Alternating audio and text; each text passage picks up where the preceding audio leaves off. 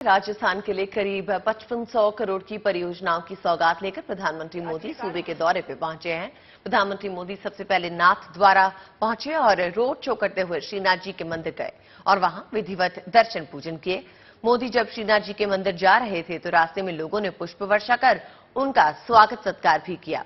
दो तस्वीरें आप देख रहे हैं, मोदी पर पुष्प वर्षा हो रही है और दूसरी तस्वीर में प्रधानमंत्री मोदी श्रीनाथ जी मंदिर में पूजा अर्चना कर रहे हैं।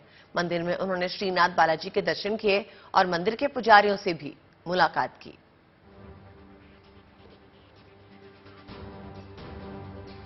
फिलहाल प्रधानमंत्री मोदी अब कर्नाटका के बाद राजस्थान का रुख कर चुके हैं। श्रीनाथ मंदिर में आज प्रधानमंत्री मोदी पहुंचे, उन्होंने दर्शन किए और पूजा अर्चना की, मंदिर के पुजारियों से भी मुलाकात की। और जब प्रधानमंत्री मोदी गुजर रहे थे मंदिर के लिए तो लोगों ने उन पर पुष्प वर्षा की। प्रधानमंत्री मोदी 5500 करोड़ की सौगात आज राजस्थान को देने वाले हैं।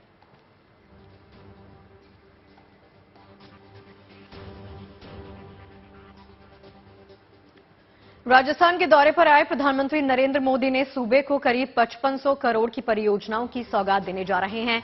मोदी ने राजसमंद उदयपुर 2 लेन सड़क के अपग्रेडेशन की आधारशिला रखेंगे। नाथद्वारा से नाथद्वारा टाउन के बीच में ब्रॉड गेज रेलवे लाइन का शिलान्यास कर रहे हैं। इसके अलावा प्रधानमंत्री ने 3 राष्ट्रीय राजमार्गों का लोकार्पण भी प्रधानमंत्री की तरफ से किया जाएगा। इसमें NH 48 पर उदयपुर शामला जी के बीच में 114 किलोमीटर का ट्रैक और बार बिलारा जोधपुर के बीच में 47 किलोमीटर का ट्रैक शामिल है। प्रधानमंत्री मोदी दोपहर बाद 3:15 बजे आबू रोड स्थित ब्रह्मा कुमारीज पहुंचेंगे, जहां वो 50 एकड़ में बनने वाले super speciality charitable global hospital का शिलान्यास करेंगे। इसके अलावा प्रधानमंत्री नरेंद्र मोदी यहां पर शिवमणि वृद्धाश्रम के दूसरे चरण का शिलान्यास भी करेंगे। साथ ही साथ यहां पर नर्सिंग कॉलेज के विस्तारीकरण का भी शिलान्यास प्रधानमंत्री नरेंद्र मोदी की तरफ से किया जाएगा।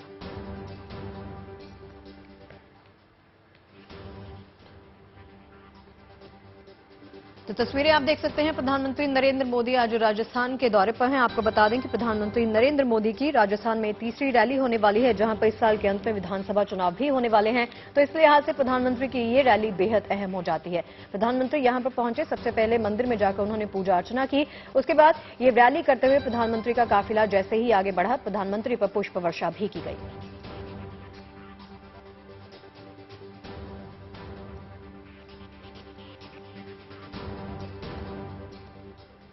तो राजस्थान के उदयपुर में आपको बता दें कि रेलवे स्टेशन को विश्व स्तरीय बनाया जाएगा। प्रधानमंत्री नरेंद्र मोदी ने उदयपुर स्टेशन के पुनर्निर्माण की आधारशिला रख रहे हैं। अगले 36 महीने में इसका चौथा बदल जाएगा। यहां पर 20 नई लिफ्ट और 26 नए एस्केलेटर लगाए जाएंगे। पावर की खपत करने के लिए ग्रीन बिल्डिंग की सुविधा भी विकसित की जाएगी। उदयपुर रेलवे स्टेशन पर कचरे की प्रोसेसिंग और रेन वाटर हार्वेस्टिंग की सुविधा भी लोगों को मिलने जा रही है। इसके अलावा स्टेशन भवन में ही कार पार्किंग की सुविधा विकसित की जाएगी। आगमन और प्रस्थान के लिए अलग अलग गेट्स यहां पर बनाए जाएंगे। कुल मिलाकर उदयपुर रेलवे स्टेशन का लुक और फील पूरी तरह से यहां पर बदल जाएगा। ये तमाम सुविधाएं लोगों को मिलने जा रही हैं। तो इसी पर ज्यादा बातचीत करने के लिए शरद कुमार हमारे संवाददाता फोन लाइन पर जुड़ गए हैं। शरद, मुझे ये बताइए कि प्रधानमंत्री का आज रोड शो रैली को संबोधित करने वाले हैं, कितना खास है प्रधानमंत्री का ये दौरा? देखिए, प्रधानमंत्री नरेंद्र मोदी कहा जा रहा है कि औपचारिक रूप से कर्नाटक चुनाव के बाद विधानसभा का जो चुनाव होना है राजस्थान का, मध्य प्रदेश का और छत्तीसगढ़ का, उसकी शुरुआत कर रहे हैं राजसमंद से। और नाथद्वारा मंदिर में उन्होंने पहले पूजा अर्चना की और नाथद्वारा मंदिर में जब पूजा अर्चना कर रहे थे तो कहीं न कहीं उनकी नजर कर्नाटक चुनाव पर भी होगी, क्योंकि बड़ी संख्या में दक्षिण भारत से भी अनुयायी आते हैं इस मंदिर में। और माना जाता है कि वल्लभाचार्य और यमुना दोनों का दर्शन होता है यहाँ पर। तो इसकी एक अलग स्थान है नाथद्वारा मंदिर का। और वहां से पूजा अर्चना करने के बाद वो गाड़ी में बैठ के रोड शो के जरिए निकले हैं। दोनों तरफ लोग थे, मोदी मोदी के नारे लग रहे थे और मोदी मोदी के नारों के बीच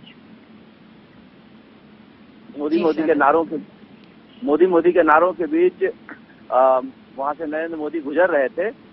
तो निश्चित रूप से देखा जा सकता है किस तरह से वो विधानसभा चुनाव की एक शुरुआत कर रहे थे। उसके बाद वो करीब 5000 करोड़ की लोकार्पण और शिलान्यास दोनों ही योजनाओं को सौंपेंगे यहाँ पर राजस्थान में। मुख्यमंत्री अशोक गहलोत भी स्टेज पर बैठे हैं राजसमंद के सांसद है दिया कुमारी, वह भी मंच पर हैं और यहाँ से वो आबू रोड जाएंगे। आबू रोड जाने के बाद ब्रह्मा कुमारी में जाएंगे। ब्रह्मा कुमारी में जाकर वो ब्रह्मा कुमारी जो है उनसे बातचीत करेंगे।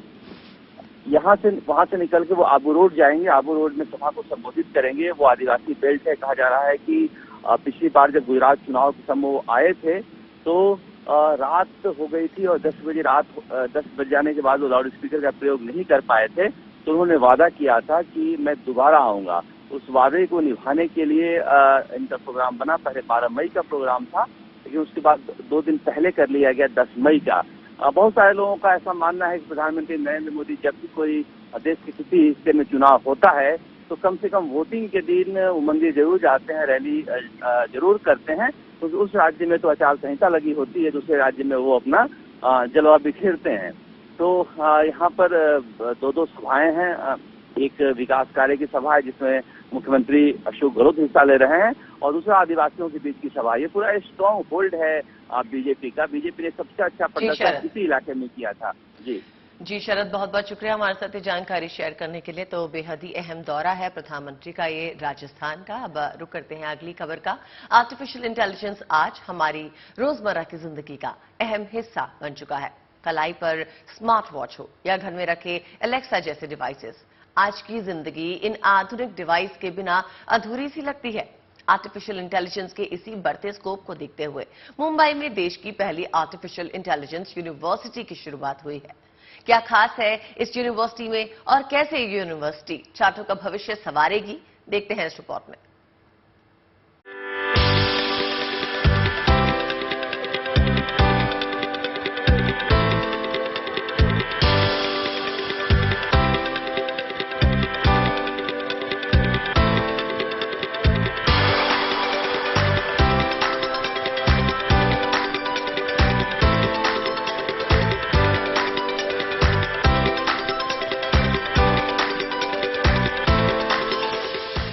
आर्टिफिशियल इंटेलिजेंस अब जिंदगी के हर पहलू में अपनी दस्तक दे रहा है।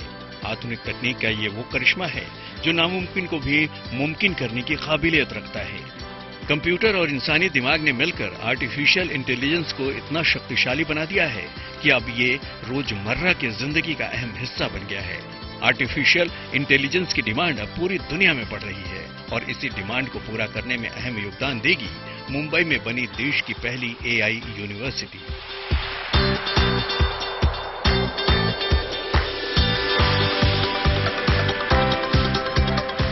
महाराष्ट्र के मुंबई के करीब कर्जत में बनी यूनिवर्सल एआई यूनिवर्सिटी देश की पहली ऐसी यूनिवर्सिटी होगी जहां एआई और फ्यूचर टेक्नोलॉजी से जुड़े स्पेशल अंडर ग्रेजुएट और पोस्ट ग्रेजुएट कोर्स करवाए जाएंगे।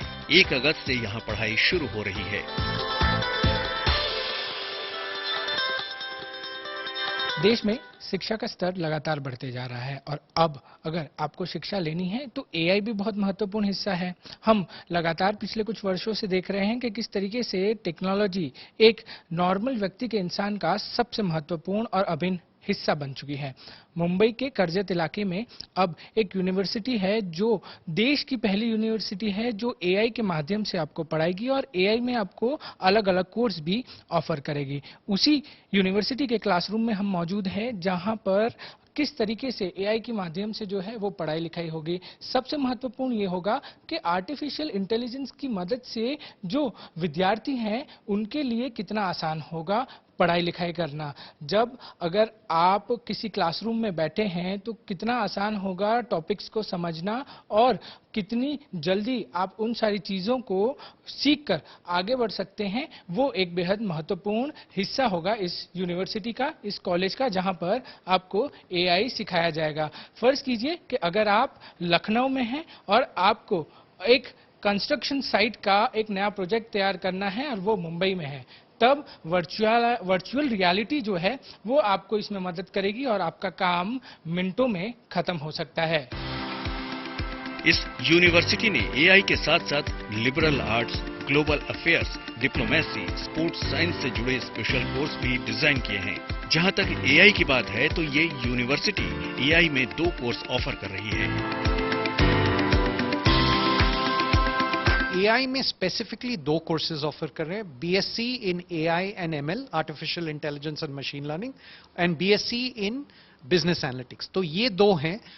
उसके साथ हमने बीकॉम भी में एआई कर रहे हैं, bachelor of arts in economics में भी एआई कर रहे हैं, bachelor of arts in psychology में भी एआई कर रहे हैं, और बैचलर ऑफ बिजनेस में एआई इंट्रोड्यूस कर रहे हैं। आज जब दुनिया ऑटोमेशन और डिजिटल ट्रांसफॉर्मेशन की तरफ बढ़ रही है, तो ऐसे में एआई से जुड़ी एजुकेशन और रिसर्च की अहमियत काफी बढ़ रही है। ऐसे में एआई से जुड़ी एजुकेशन और रिसर्च की अहमियत काफी बढ़ रही है। ऐसे में भारत भी इस क्षेत्र में पीछे नहीं रहना चाहता। इसका एक और मकसद छात्रों को पहले दिन से जॉब के लिए तैयार करना है। कोई भी ऐसा यूनिवर्सिटी या फिर इंस्टीट्यूशन ऐसा नहीं है जो स्टूडेंट्स को जॉब रेडी डे 1 देता है, because as per the requirement of the company, as per the requirement of the business world, we prepare our students. हमारे स्टूडेंट्स को हम लोग रेडी करते हैं, we call them job ready day 1. तो जितना भी उनका टेक्नोलॉजी लगता है, जितना भी सॉफ्टवेयर लगता है, जितना भी मेंटरशिप लगता है उसके पीछे, वो हम लोग हमारे यूनिवर्सिटी में रेडी करके देते हैं। यूनिवर्सिटी के पढ़ाने का तरीका भी प्रैक्टिकल होगा। किताबों के साथ साथ यूनिवर्सिटी आधुनिक तकनीक की मदद से छात्रों की प्रैक्टिकल स्टडी पर ज्यादा जोर देगी। कोर्स का 50 से 80% हिस्सा प्रैक्टिकल लर्निंग ही होगा।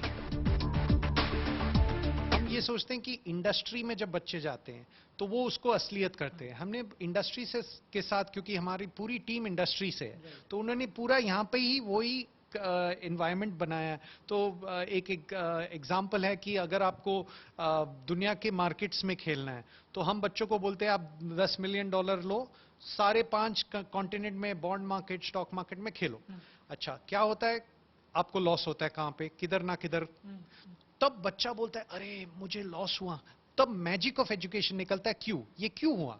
फिर वो तहकीकात करता है कि किस वजह से हुआ। अरे मैंने बॉन्ड मार्केट मेक्सिको में डाला, वहां पे इंटरेस्ट रेट बढ़ गए, मेरे प्राइसेस क्रैश हो गए। क्यों इंटरेस्ट रेट बढ़ गया? क्योंकि वहां पे इन्फ्लेशन बढ़ गया था। क्यों इन्फ्लेशन बढ़ गया था? क्योंकि कोविड की वजह से फ्यूल। तो ये सीखने का तरीका और वो लेसन जिंदगी भर बच्चा याद रखेगा। आप वही एग्जाम्पल किताब में रखेंगे, वो रटेगा, भूल जाएगा। तो उस तरीके का लर्निंग होना चाहिए। महाराष्ट्र सरकार के higher and technical education department ने इस तरह की पहली एआई यूनिवर्सिटी को इसी साल जनवरी में मंजूरी दी थी। यूनिवर्सिटी के वाइस चांसलर को उम्मीद है कि पूरी तरह एआई पर फोकस करने वाली ये यूनिवर्सिटी देश की आर्थिक तरक्की और विकास में अहम भूमिका निभाएगी। इस यूनिवर्सिटी को जल्द ही शुरू कर दिया जाएगा। 1 अगस्त से जो एआई के अलग अलग कोर्सेज हैं उसको शुरू कर दिया जाएगा। साथ ही साथ यहाँ पर इस कॉलेज में अलग अलग क्लासरूम्स हो, एआई क्लासरूम्स हो, एआई की अलग अलग टेक्नोलॉजी हो, उससे स्टूडेंट्स को सिखाया जाएगा कि एआई क्या होता है और किस तरीके से एआई का उपयोग अलग अलग इंडस्ट्रीज में किया जाता है। कैमरामैन मंदार के साथ पारस दामा, गुड न्यूज टुडे। बात बच्चों के भविष्य की हो रही है तो चर्चा सीबीएसई के उस फैसले की भी जरूरी हो जाती है जिसके तहत 6ठी से 8वीं क्लास के बच्चों को भी आर्टिफिशियल इंटेलिजेंस और कोडिंग की पढ़ाई करवाई जाएगी। सीबीएसई इस शैक्षणिक सत्र से पाठ्यक्रम लागू करने जा रहा है। नई शिक्षा नीति के तहत अब तक 9वीं से 12वीं तक के बच्चों को आर्टिफिशियल इंटेलिजेंस की पढ़ाई करवाई जा रही थी। इसके साथ ही साथ सीबीएसई ने 6वीं से 12वीं क्लास के बच्चों के लिए 33 सब्जेक्ट्स की लिस्ट बनाई है, जिसमें आर्टिफिशियल इंटेलिजेंस, कोडिंग के अलावा data science, financial literacy, Kashmiri embroidery, application of satellites, coding जैसे तमाम सब्जेक्ट्स शामिल हैं। साथ ही साथ कोविड-19 जैसे विषय भी इसमें शामिल कर दिए गए हैं।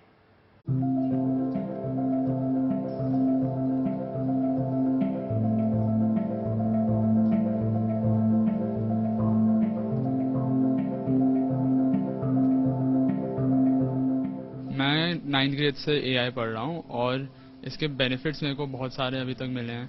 जैसे हमारे को केवल एआई नहीं, हमारे को उसके साथ बहुत सारे रियल लाइफ स्किल्स जैसे प्रॉब्लम सॉल्विंग, क्रिटिकल थिंकिंग के बारे में भी पढ़ाया जाता है। करंटली एआई में मेरे को सबसे बड़ा एडवांटेज ये मिला है कि मेरे को जितना पता है that helps me get ahead of the competition. हमें 9th से एआई पढ़ाते हुए हमने ये सीखा कि एआई से हम अपने नॉर्मल लाइफ के सॉल्यूशंस कैसे निकाल सकते हैं, लाइक प्रॉब्लम्स की सॉल्यूशंस कैसे निकाल सकते हैं। How can we help the community, how can we help the economy, how can we help the country and the people of the country with AI. AI is basically what we do in daily life. So हम इसे और आगे कैसे बढ़ा सकते हैं, हम इसे और एडवांस कैसे कर सकते हैं, ये हमने अभी तक सीखा है।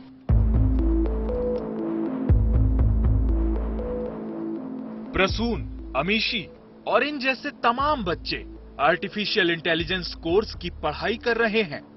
ये बच्चे नए जमाने की नई चुनौतियों से निपटने के लिए खुद को तैयार कर रहे हैं।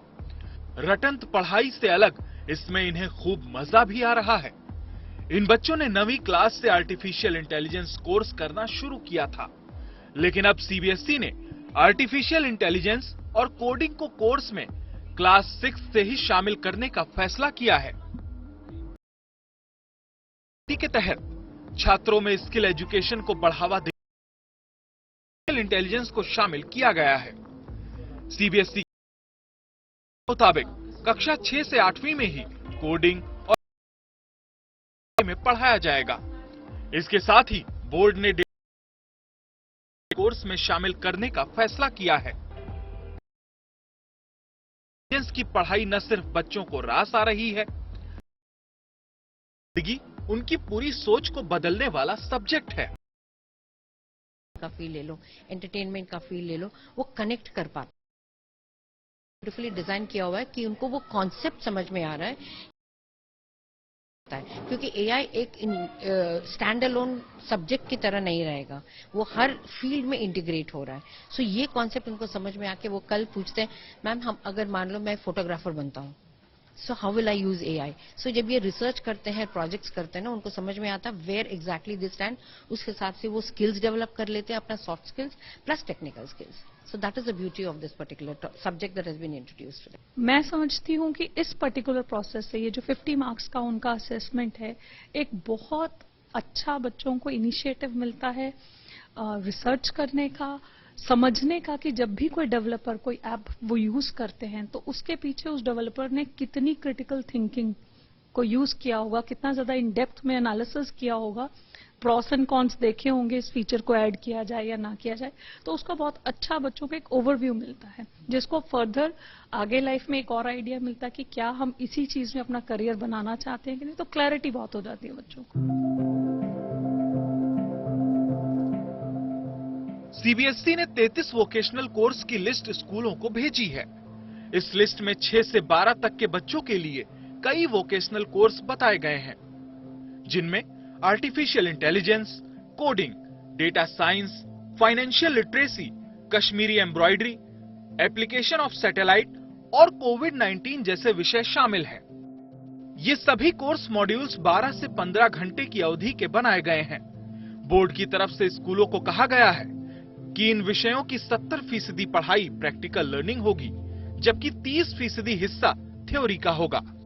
अभी तो बच्चे पढ़ ही रहे, आजकल कोडिंग इतना ज्यादा बच्चों में इतना इंथ्यूजियाज्म है, इतना इंटरेस्ट है कि हमें तो कोडिंग पढ़ना है, and it is very helpful also.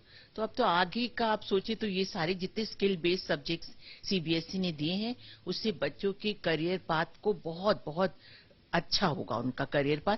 और दूसरी बात ये भी है कि स्किल बेस्ड सब्जेक्ट्स अगर बच्चे रखते हैं तो उसमें उनको इंटरेस्ट होता है, उसको पढ़ने का मन करता है, और डिफिकल्टी लेवल इतनी ज्यादा नहीं है। तो अगर बच्चा किसी एक सब्जेक्ट में अच्छा नहीं भी करता है तो ये स्किल बेस्ड सब्जेक्ट्स उनका एकेडमिक परफॉर्मेंस भी बहुत अच्छा कर देते हैं। देश के शिक्षा मंत्रालय ने 2020 में न्यू एजुकेशन पॉलिसी बनाई थी, जिसमें स्कूल लेवल की शिक्षा के साथ ही हायर एजुकेशन में भी कई सुधार शामिल किए गए थे। मकसद बच्चों में नई स्किल का विकास करना है। रटी रटाई पढ़ाई की जगह प्रैक्टिकल लर्निंग से नई चुनौतियों के लिए तैयार करना है। इससे न सिर्फ बच्चों का भविष्य उज्जवल होगा, बल्कि आर्टिफिशियल इंटेलिजेंस, मशीन लर्निंग और डेटा साइंस जैसे उभरते क्षेत्रों में भारत नेतृत्व की भूमिका निभा सकेगा। ये वोकेशनल कोर्सेज बच्चों के फाइनल एग्जाम्स में उनके मार्क्स को और इम्प्रूव करने में मदद तो करेंगे ही करेंगे, लेकिन सबसे बड़ी बात यह है कि इनके जरिए बच्चे आने वाले वक्त की खासकर आईटी और एआई की प्रॉब्लम्स को देख रहे हैं, समझ रहे हैं और सीख रहे हैं, और साथ ही साथ उनके अपने करियर के विजन में यह क्लैरिटी आ रही है कि स्कूल और कॉलेज से जब निकलेंगे तो उसके बाद करना क्या है। कैमरामैन मृदुल के साथ Manish Sarsiya, good news today, Noida. आपने अक्सर ट्रेनों में टिकट कलेक्टर यानी टीसी से अभद्रता की खबरें सुनी होंगी। कई लोग ऐसे होते हैं जो न केवल बगैर टिकट यात्रा करते हैं बल्कि चेकिंग के दौरान टीसी से बदतमीजी और मारपीट पे उतर आते हैं। बस ऐसी ही एक घटना हुई और इन घटना पे अंकुश लगाने के लिए मध्य रेलवे के मुंबई डिवीजन में एक नई पहल की गई है। पूरी खबर इस रिपोर्ट में जानिए। कुछ लोग होते हैं जो रेल यात्रा करते समय कुछ गलत चीजें करते हैं, जैसे कि टिकट लिए बिना चढ़ना या कंफर्म टिकट लिए बिना चढ़ना। ऐसे में जो टीसी होते हैं उनके साथ कई बार मारपीट के वाकया सामने आते हैं या फिर कई बार जो है बदसलूकी के वाकया सामने आते हैं। ऐसे में अब सेंट्रल रेलवे के मुंबई डिवीजन में एक बहुत महत्वपूर्ण मुहिम शुरू की गई है जिससे इन वारदातों को रोका जा सके, टीसी के साथ होने वाले बदसलूकी को और मारपीट को किसी तरीके से कम किया जा सके।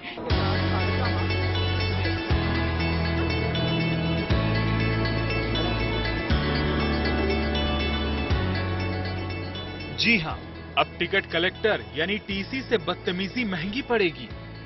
मध्य रेलवे के मुंबई डिवीजन ने टिकट चेकिंग में नई पहल शुरू की, जिसके तहत टिकट कलेक्टर को बॉडी कैमरे के साथ जुर्माना वसूलने के लिए क्यूआर वाला ऐप भी दिया जा रहा है। मुंबई छत्रपति शिवाजी महाराज टर्मिनल्स पर हम खड़े हैं। यहाँ पर जो टिकट चेकर्स होते हैं उनको एक बॉडी कैम दिया गया है। इस बॉडी कैम का महत्वपूर्ण काम ये होता है कि जब भी टीसी प्लेटफॉर्म पे हो या फिर ट्रेन में हो, इस बॉडी कैम के साथ ही अंदर जाएगा या प्लेटफॉर्म पे खड़ा रहेगा। टिकट चेक करते समय जो है वो लगातार बॉडी कैम, जो आप देख रहे हैं टीसी साहब यहाँ खड़े हैं, इनके जो कोट है उन पे एक बॉडी कैम लगा हुआ है। उस बॉडी कैम से लगातार रिकॉर्डिंग ऑडियो विजुअल जो है वो चलता रहेगा। इस बॉडी कैमरा की सबसे बड़ी खासियत यह है कि कैमरा 10 घंटे तक काम करेगा। रेल के अंदर और बाहर किसी भी घटना को ये body camera high quality audio और वीडियो के साथ रिकॉर्ड कर घटना की तफ्तीश में मदद करेगा। उम्मीद है मध्य रेल के मुंबई मंडल की ये पहल कम से कम टीसी के साथ टिकट चेकिंग के दौरान अक्सर होने वाली अभद्र घटनाओं को कम करेगी। तकरीबन जो है 50 से 60 कैमरेज जो हैं वो ऐसे ऑर्डर किए गए हैं। कुछ जो हैं वो लोगों को दे दिए गए हैं, टीसीस को दे दिए गए हैं और इस मुहिम को जो है वो शुरू कर दिया गया है। कैमरामैन स्वप्निल के साथ पारस दामा, गुड न्यूज टुडे। केदारनाथ और बद्रीनाथ का मौसम इन दिनों साफ है, यानी यात्रियों को मौसम की रुकावट नहीं झेलनी पड़ रही। श्रद्धालुओं की सुविधा के लिए कुछ चुनिंदा ग्लेशियर पॉइंट्स पर एक खास तरह की मैट बिछाई गई है, जिससे श्रद्धालुओं को आवाजाही करने में सहूलियत मिल रही है।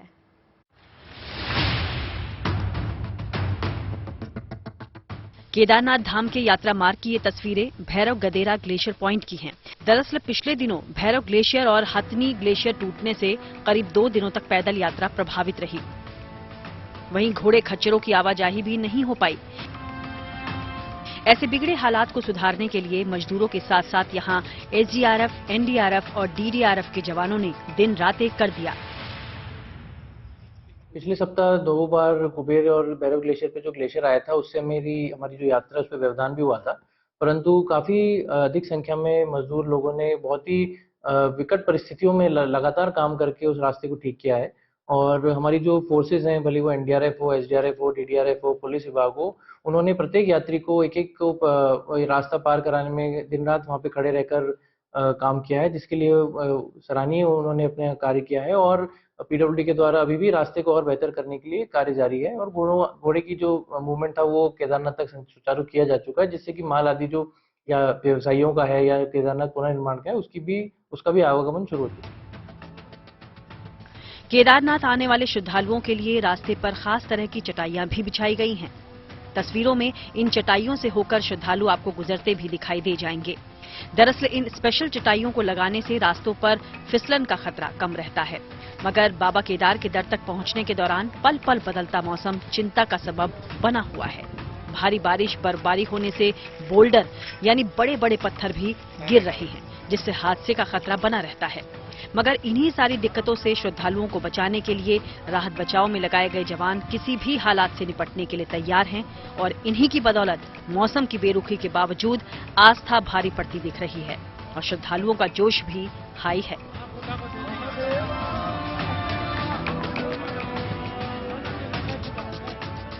रुद्रप्रयाग से प्रवीण सेमवाल के साथ bureau report, good news today. Chardham यात्रियों के लिए तो गुड न्यूज है ही, लेकिन एक गुड न्यूज उन यात्रियों के लिए भी आई है जो छुट्टियों में शिमला की हसीन वादियों में घूमने का मन बना रहे हैं। दरअसल छुट्टियों के मौके पर अक्सर शिमला में बड़ी तादाद में पर्यटक पहुंचते हैं और ट्रैफिक की समस्या हो जाती है। लेकिन इस साल शिमला की सड़कों पर ट्रैफिक जैम नहीं होगा, क्योंकि शिमला पुलिस ने जैम से निजात दिलाने के लिए 1 मिनट ट्रैफिक प्लान तैयार किया है।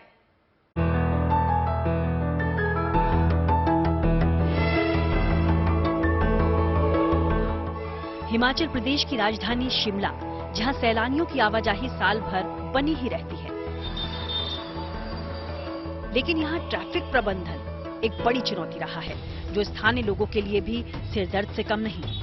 चरमराते यातायात और प्रदूषण के इसी जंजाल से निपटने के लिए प्रशासन ने एक पहल शुरू की, जिसको नाम दिया गया 1 मिनट ट्रैफिक प्लान। ये बहुत साधारण और एक ऑर्डिनरी पहल हमने की है, जिसमें हमने जो शिमला की कंजेशन वाले जो पॉइंट हैं, बॉटलनेक्स हैं, जिस प्रकार विक्ट्री टनल है, वहाँ की व्हीकल फ्लो कैपेसिटी को स्टडी किया कि 1 मिनट में कितनी गाड़ियाँ वहाँ से जा सकती हैं, और उसके बाद जो सरप्लस गाड़ियाँ हैं वो उनका इम्पैक्ट क्या रहता है, वो किस प्रकार से कंजेशन क्रिएट करती हैं। तो टाइम, नंबर, स्पेस को आधार मानते हुए और शिमला की जो कंजेशन है और कांस्टेंट कंजेशन जो रहती थी उसको बेसिक फैक्टर मानते हुए हमने 1 मिनट ट्रैफिक प्लान बनाया है। मुख्य सड़कों और चौराहों के ट्रैफिक को कंट्रोल करने के लिए इस शहर को 7 सेक्टर्स और 24 सब सेक्टर्स में बांटा गया है, ताकि शहर में ट्रैफिक ज्यादा न लगे। प्रशासन के अनुसार उसका फोकस लक्कड़ बाजार से विक्ट्री टनल पर ट्रैफिक की समस्या पर ज्यादा है। अब 1 मिनट ट्रैफिक प्लान को शहर की सड़कों पर कैसे लागू किया जा रहा, इसे जरा समझिए। 1 मिनट ट्रैफिक प्लान में हमने 40-20, 30-30, 20-40 के रेशो में हमने इसको आधारित किया है, जिसमें कि जब बहुत फ्लो होता है तो हम 20 सेकंड गाड़ियों को छोड़ते हैं, 40 सेकंड होल्ड करते हैं, और जब मॉडरेट फ्लो होता है तो 30-30 के रेशो में छोड़ते हैं, 30 सेकंड होल्ड करेंगे, 30 सेकंड छोड़ेंगे।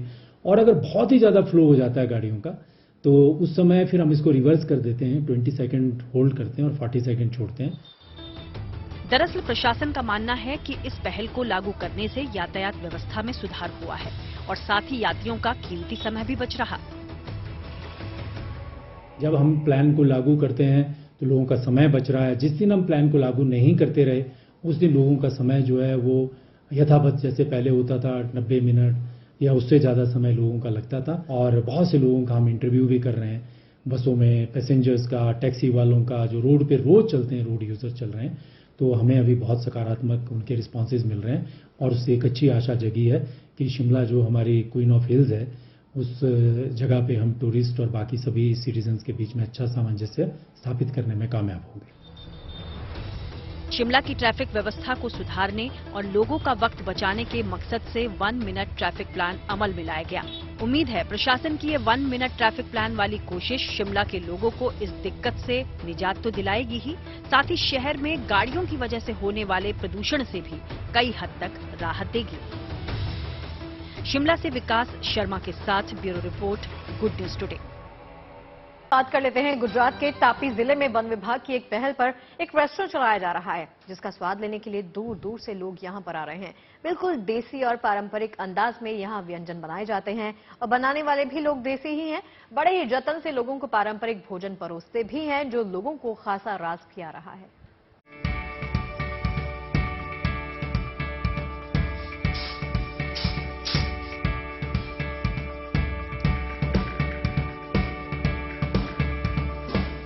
सेव, टमाटर, चावल, रोटी, दाल और घर जैसा स्वाद, ये सब कुछ मिलेगा आपको गुजरात के तापी जिले में आने वाले उकई इलाके में मौजूद वनश्री रेस्टोरेंट में।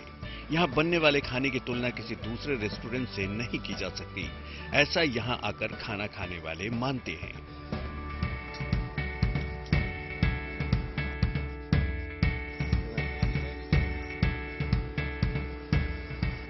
बड़ी बात यह है कि ये रेस्टोरेंट वन विभाग की पहल पर खोला गया है, यानी इस रेस्टोरेंट का मालिकाना हक वन विभाग के पास है और यहाँ काम करने वाले संविदा या कहें कि दैनिक भत्ते पर रखे गए आसपास के लोग हैं, जो यहाँ पारंपरिक अंदाज में खाना बनाते हैं।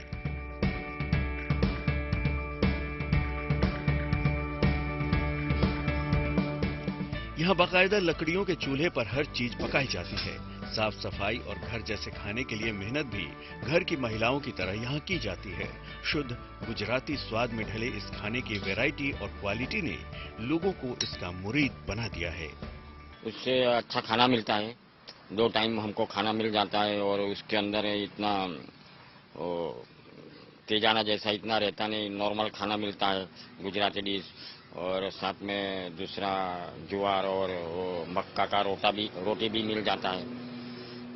उससे सेहत में भी थोड़ा और डाइजेशन में भी अच्छा रहता है। सबसे अच्छा फूड यही मिलता है जो ट्रेडिशनल कहा जाता है। यहाँ का जो लोकल ट्रेडिशनल फूड होता है, चावल की रोटी, उड़द की दाल, मूंग की दाल, ये सब इधर मिलते हैं और टेस्ट भी बहुत अच्छा रहता है। अभी कितने सालों से यहाँ क्या है, ट्रेडिशनल कहीं देखने को नहीं मिल रहा है, तो जो खाने में टेस्ट हमको इधर मिल रहा है। फूड तो बहुत अच्छा है इधर। वन विभाग की इस योजना से ग्राहक भी खुश हैं और यहाँ काम करने वाले भी, बल्कि इससे आदिवासी परिवार